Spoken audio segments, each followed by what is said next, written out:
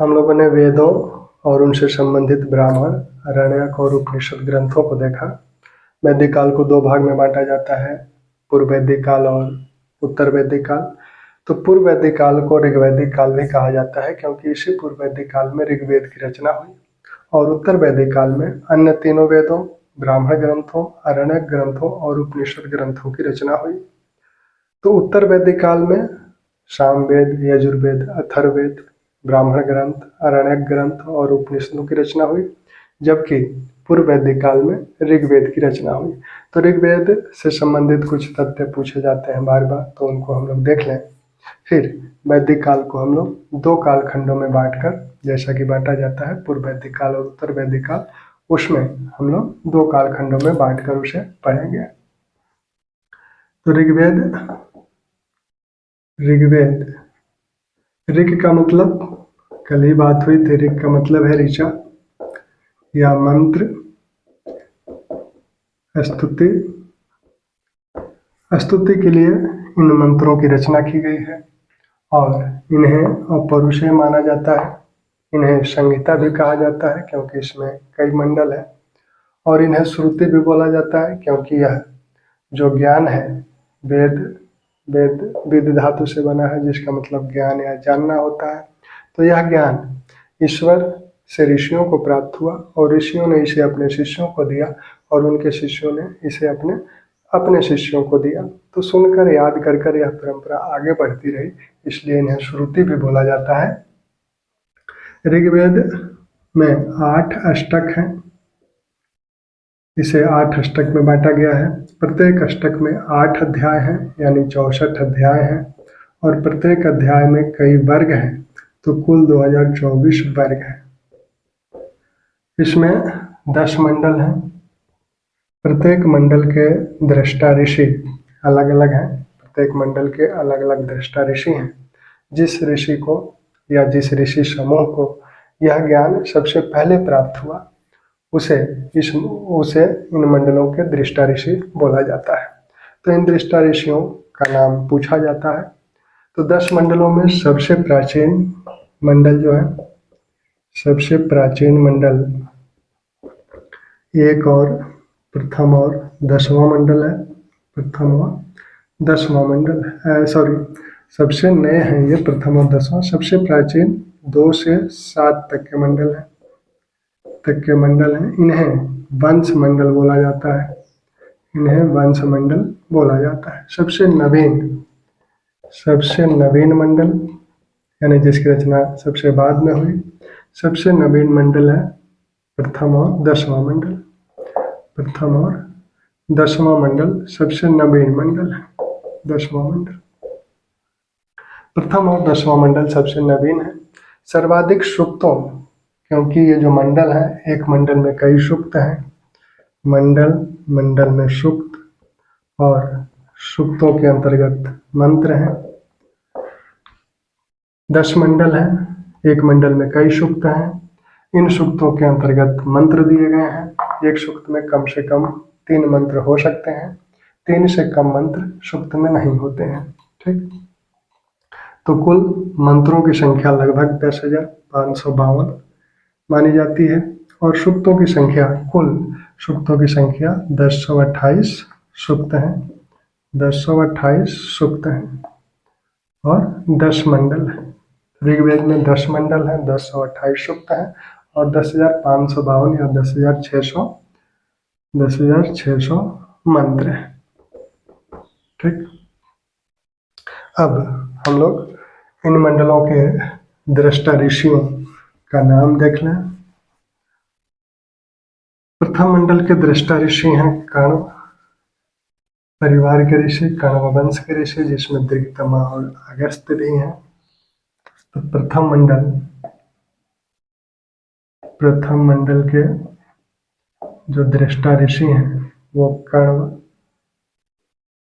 समुदाय के ऋषि हैं, जिसमें दृगतमा और अगस्त्य भी हैं। तो इस ऋषि समूह को इस मंडल का ज्ञान प्राप्त हुआ। दूसरा मंडल के दृष्टा ऋषि हैं गृहस्थमत, गृहत्समद। तीसरा मंडल के दृष्टा ऋषि हैं गृहत्समद, विश्वामित्र। चौथे मंडल के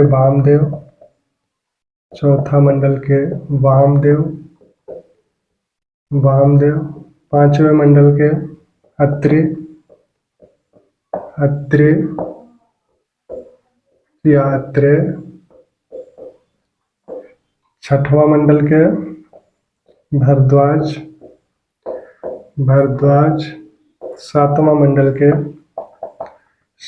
मंडल के दृष्टा ऋषि हैं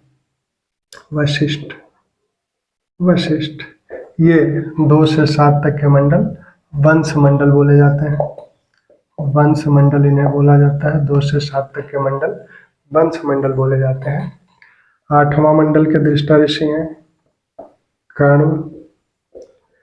9वां मंडल के दृष्टा ऋषि हैं अंगिरा। और 10वां मंडल के दृष्टा ऋषि हैं क्षुद्रसुक्ता या महासुक्ता या क्षुद्रसुक्त।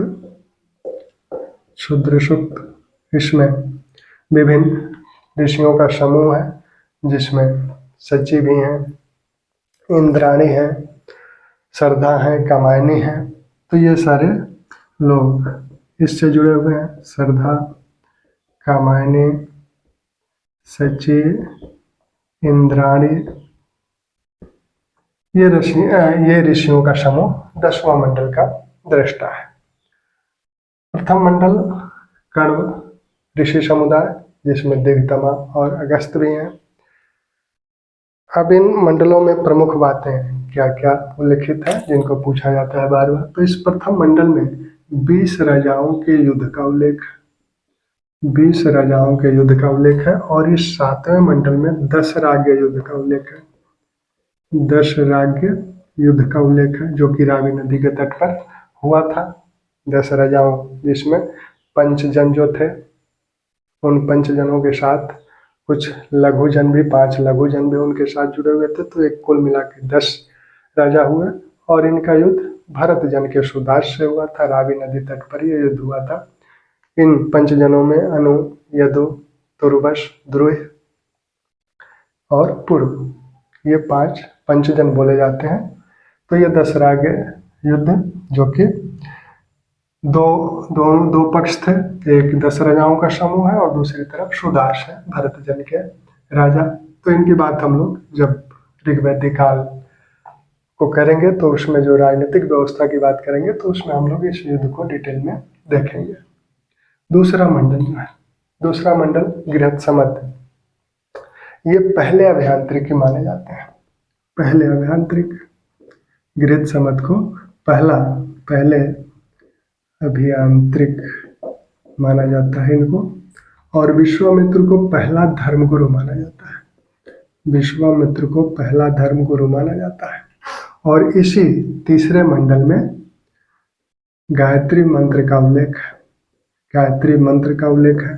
तो पूछा जाता है कि गायत्री मंत्र की रचना किसने की। तो इस मंडल के दृष्टा ऋषि हैं विश्वामित्र। तो विश्वामित्र ने गायत्री मंत्र की रचना की। यह गायत्री मंत्र शब्दिता या शब्रित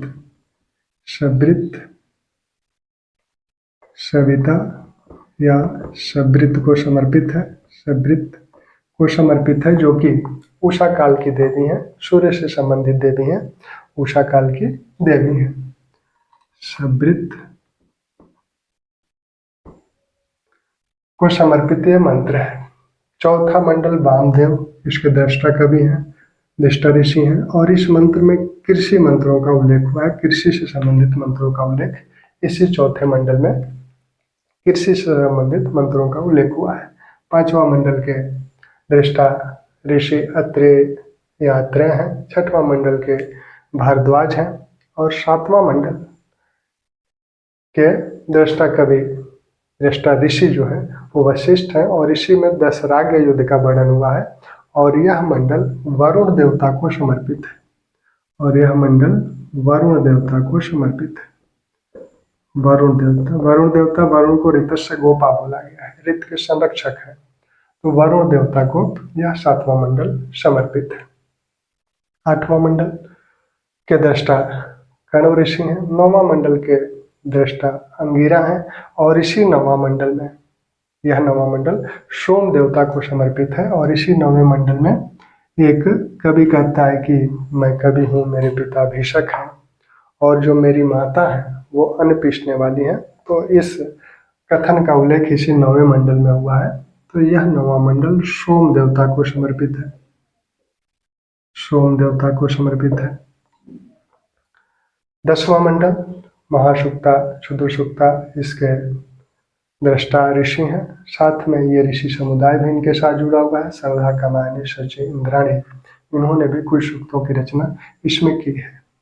सबसे ज्यादा सूक्त जिन मंडल में है वो पहला मंडल और 10वां मंडल है। सबसे ज्यादा सूक्तों की संख्या जिन मंडलों में है वो पहला मंडल और 10वां मंडल है। दोनों में 191 सूक्त हैं, लेकिन मंत्रों की संख्या सबसे ज्यादा पहले मंडल में है। तो सबसे ज्यादा सूक्तों की संख्या पहले और 10वें मंडल में है, जबकि मंत्रों की संख्या सबसे अधिक सूक्त, सबसे अधिक सूक्त, सूक्त का मतलब है अच्छा आदर्श। सबसे अधिक सूक्त प्रथम और 10वें मंडल में है, प्रथम और 10वां मंडल दोनों में 191 सूक्त हैं। सबसे कम सूक्त दूसरे मंडल में है, दूसरा मंडल में सबसे कम सूक्त दूसरे मंडल में है। जो 10वां मंडल है इसमें विभिन्न आख्यान है, 10वें मंडल में विभिन्न आख्यान है, संवाद है, और इन्हीं इसी संवाद से आगे चलकर भारतीय साहित्य में नाटकों का विकास हुआ।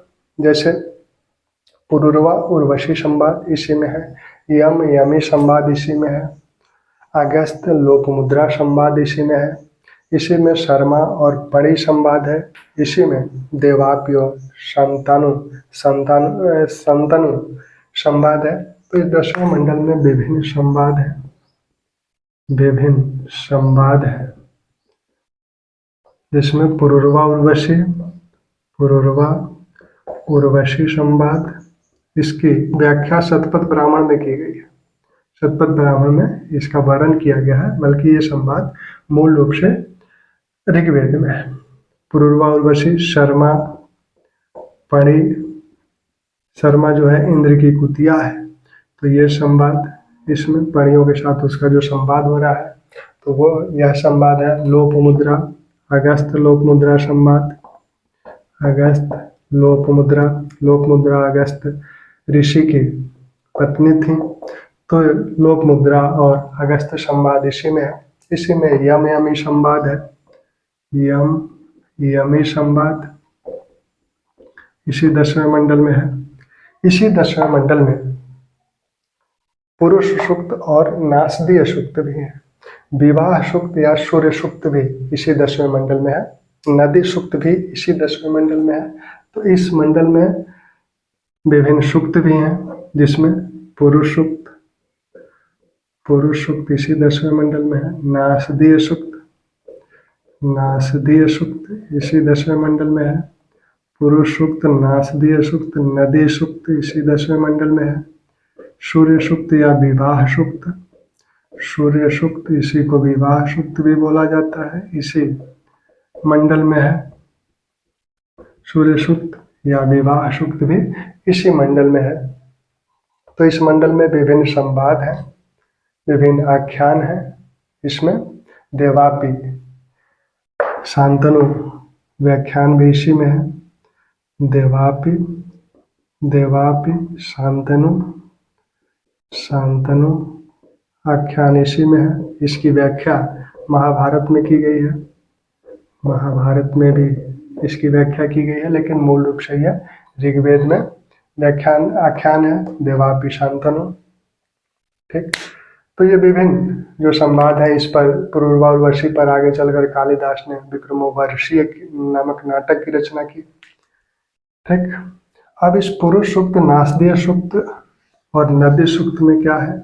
पुरुष सूक्त में जो 4 वर्णों की बात की गई है, तो इसी पुरुष सूक्त में 4 वर्णों का उल्लेख है। पहले 3 वर्ण ही थे, ब्राह्मण, क्षत्रिय और वैश्य। शूद्र वर्ण का सबसे पहला उल्लेख इसी पुरुष सूक्त में होता है, जिसमें कहा गया है कि एक विराट पुरुष है, विराट पुरुष है, चारों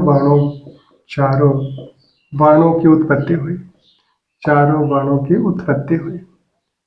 विराट पुरुष के मुख से ब्राह्मण की, भुजाओं से क्षत्रिय की, पूर्व भाग से वैश्य की और पैर भाग से शूद्र की उत्पत्ति हुई। हालांकि ये वर्ण ऋग्वेद में कर्म, रंग या वर्ण का मतलब रंग या कर्म है, तो कर्म या रंग के आधार पर यह वर्ण विभाजन वहाँ है। ये जाति व्यवस्था नहीं है, जन्म के आधार पर नहीं है, ये रंग और कर्म के आधार पर है। नासदीय सूक्त में इसी में पहली बार ऋग्वेद में एकेश्वरवाद की अवधारणा मिलती है। एकेश्वरवाद की अवधारणा इसी नासदीय सूक्त में मिलता है। इस नदी सूक्त में कुल 21 नदियों का उल्लेख है, जिसमें पहली नदी, जो प्रथम नदी है, वो है गंगा, और इसकी अंतिम नदी है गोमती या गोमन। तो गंगा से लेकर गोमती, ये जो है गोमती, आज लखनऊ वाली गोमती नहीं है, ये अफगानिस्तान की नदी है गोमन।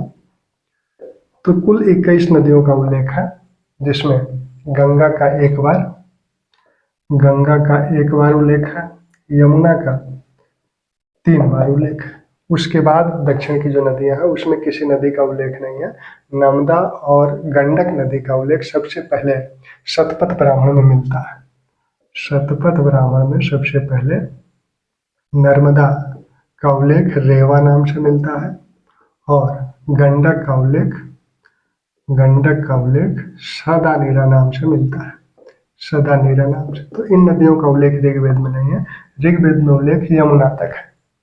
सिंधु से, जो सिंधु की सहायक नदियां हैं, क्योंकि इसमें कहा गया है कि इसकी रचना जो है सप्त सिंधु प्रदेश में हुआ।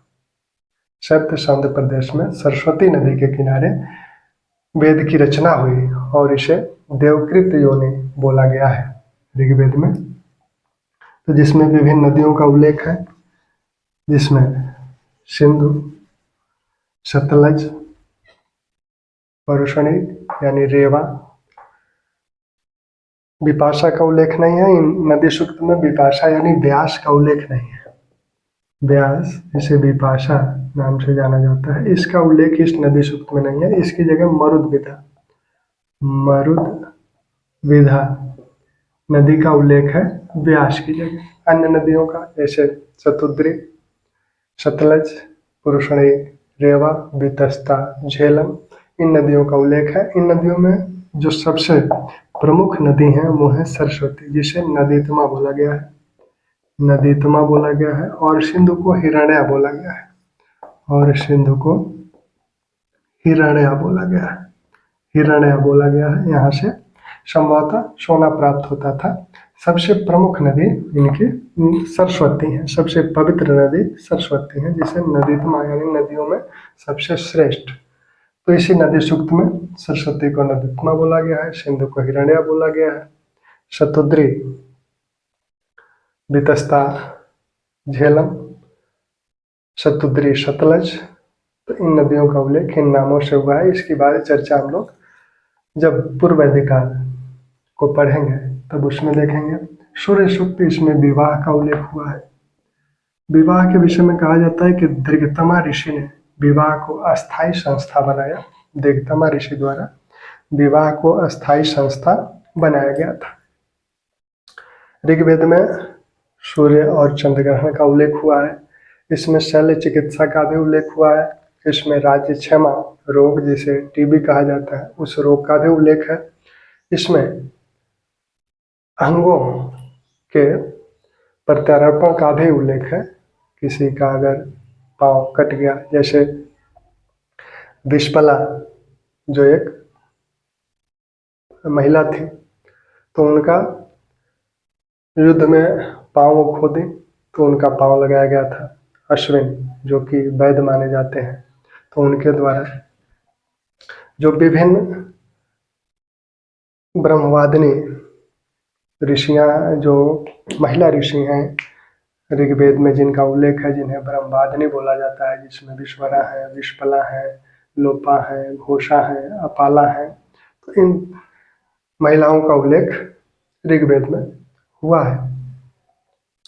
तो इसको हम लोग फिर देखेंगे जब महिलाओं की स्थिति की बात हम लोग पूर्व वैदिक काल में करेंगे, तो वहाँ हम लोग इन जो महिला विदुषियाँ हैं उनकी बात हम लोग करेंगे, कौन कौन महिला विदुषियों का उल्लेख ऋग्वेद में हुआ है। तो ऋग्वेद से संबंधित कुछ प्रमुख तथ्य थे जिनको बार बार पूछा जाता है, तो इनको आप ध्यान में रखेंगे।